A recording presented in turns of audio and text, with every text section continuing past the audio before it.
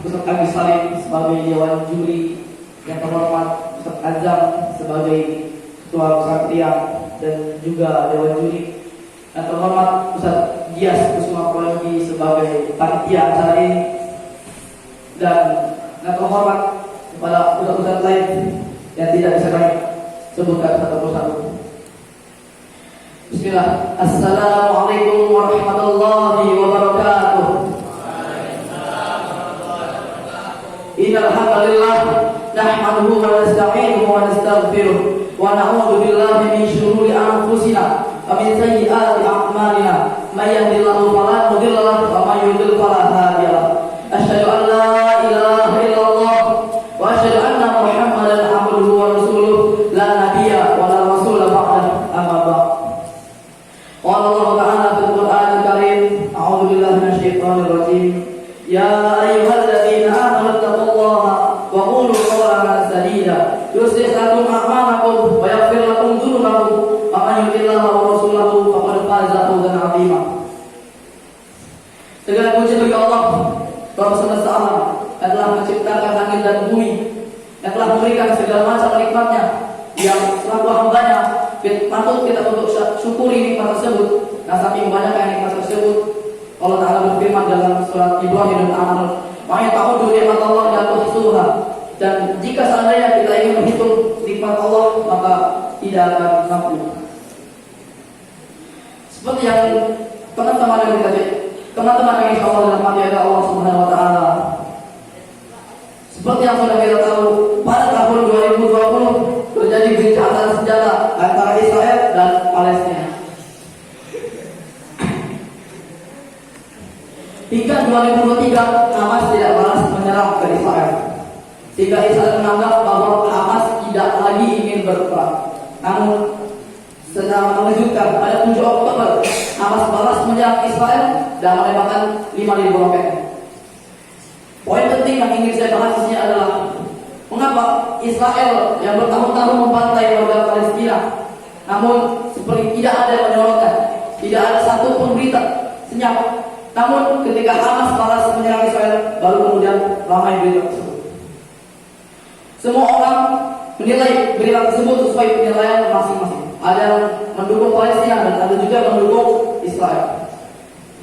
Yang mendukung Israel mengatakan bahwa banyak warga sipil Israel yang mati akibat penyerangan Hamas pada 7 Oktober. Namun kalau kita jumlahkan, bayangkan mana antara warga Palestina yang dibantai bertahun-tahun atau warga Israel sendiri. Sebuah perlakuan yang tidak adil. Ada juga yang mengatakan bahwa Hamas itu Syiah Rafidhah karena menerima bantuan dari Iran. Maka dari sini kita jangan mengambil berita dari satu sumber saja. Dan juga dianjurkan kita bertabayun terlebih dahulu ketika mendapat berita.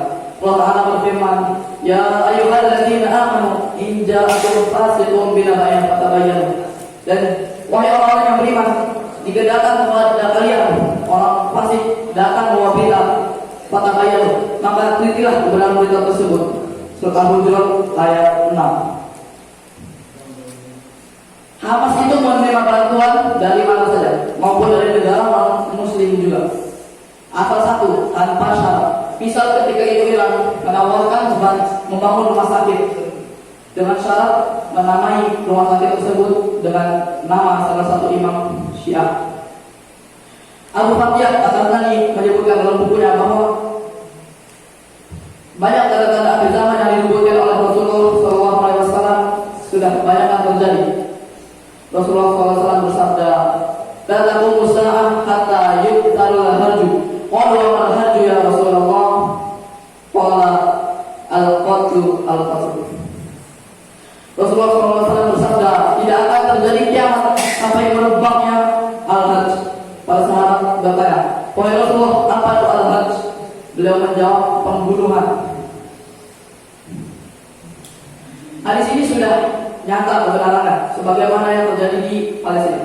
Syekh Ahmad Nasir mengatakan bahwa nanti air, listrik, dan satelit akan diputus semuanya. Mengapa kita harus mendukung Palestina? Ada apa yang kita sebutkan. Pertama, karena menjadi kiblat pertama kaum muslimin, yaitu Masjid Al-Aqsa. Sebelum akhirnya dipindahkan